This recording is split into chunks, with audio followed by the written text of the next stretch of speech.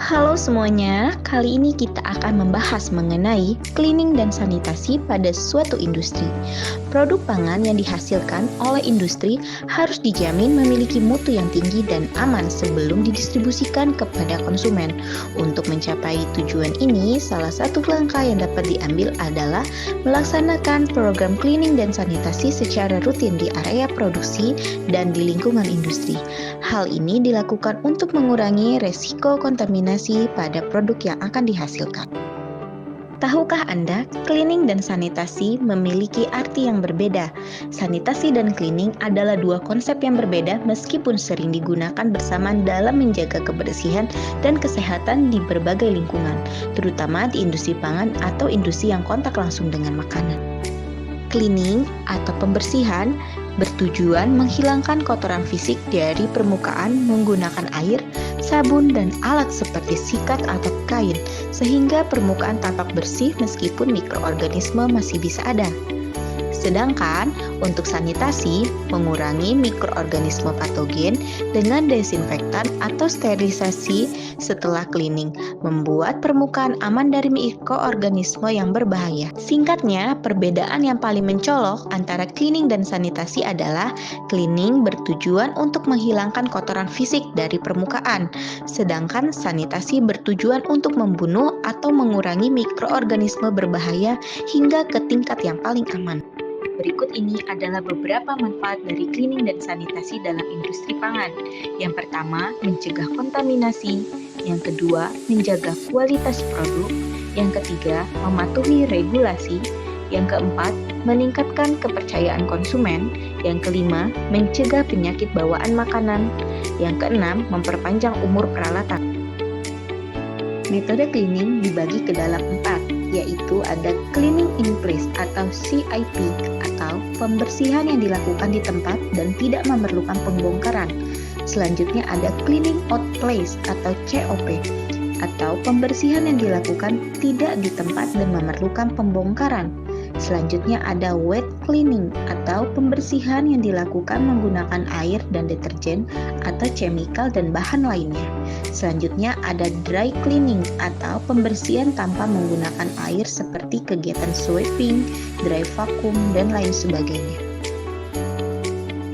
Untuk metode sanitasi dibagi ke dalam 2. Yang pertama ada sanitasi thermal atau sanitasi yang menggunakan uap atau air panas untuk suhu dan waktu yang ditentukan.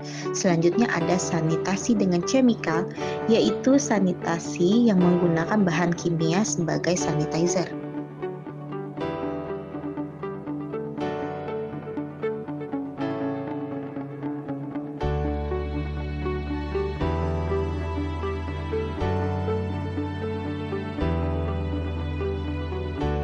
Pakaian yang kita gunakan selama produksi harus dalam kondisi bersih, rapi, tidak rusak, dan bebas dari pewangi, termasuk sepatu.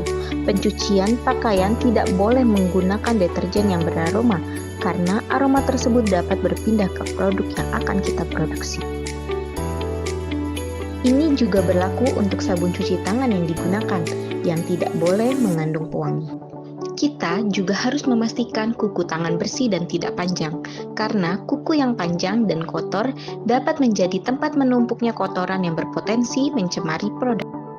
Selain itu, kita juga harus melakukan proses vakum pada tubuh untuk memastikan pakaian dan tubuh bebas dari kotoran dan rambut. Vakum ini mulai dari baju hingga celana.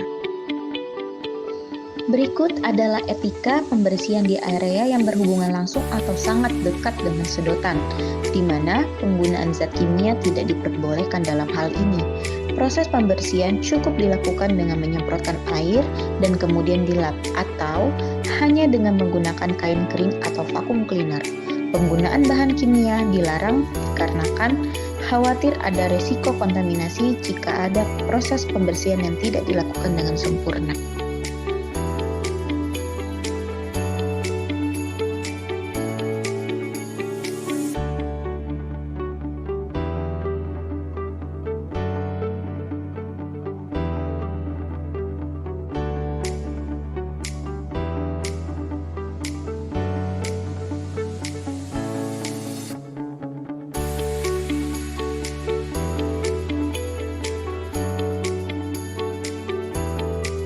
Dalam hal ini, pastikan seluruh area dibersihkan dengan menyeluruh, mulai dari penutup hopper hingga bagian-bagian yang terkecil.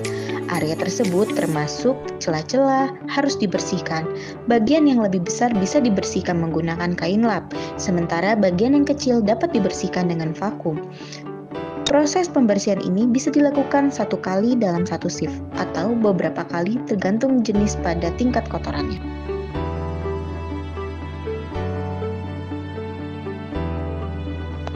Pada pembersihan di area yang tidak bersentuhan langsung dengan produk, tetap harus mematuhi prosedur yang ketat, termasuk penggunaan APD atau alat pelindung diri. Umumnya, pembersihan di area ini boleh menggunakan zat kimia selama tidak berbau dan aman. Selain itu, penting untuk memastikan alat kebersihan yang digunakan berbeda dengan alat yang digunakan untuk area yang kontak dengan produk, guna mencegah kontaminasi silang. Setelah dibersihkan, pastikan area tersebut dikeringkan menggunakan lap.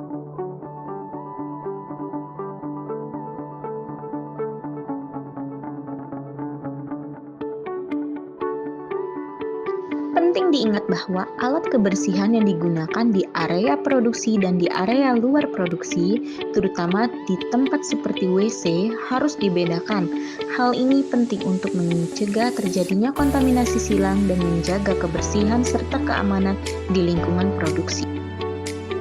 Agar memudahkan, semua panduan pembersihan sudah ditempel di area produksi. Sekarang yang diperlukan hanyalah kepedulian kita dalam menjalankan proses pembersihan dengan baik. Ingatlah, konsistensi dalam cleaning dan sanitasi adalah kunci untuk menjaga kualitas dan keamanan produk dan mencegah kontaminasi. Sanitasi yang baik adalah fondasi utama dalam menciptakan kepercayaan konsumen dan mendukung keberlanjutan industri. Mengabaikan kebersihan berarti mengundang resiko. Sementara, menjaga kebersihan adalah langkah pasti menuju keamanan dan kualitas yang lebih baik. Itulah materi yang dapat saya sampaikan. Semoga bermanfaat dan sampai berjumpa di video-video selanjutnya. Sekian dan terima kasih.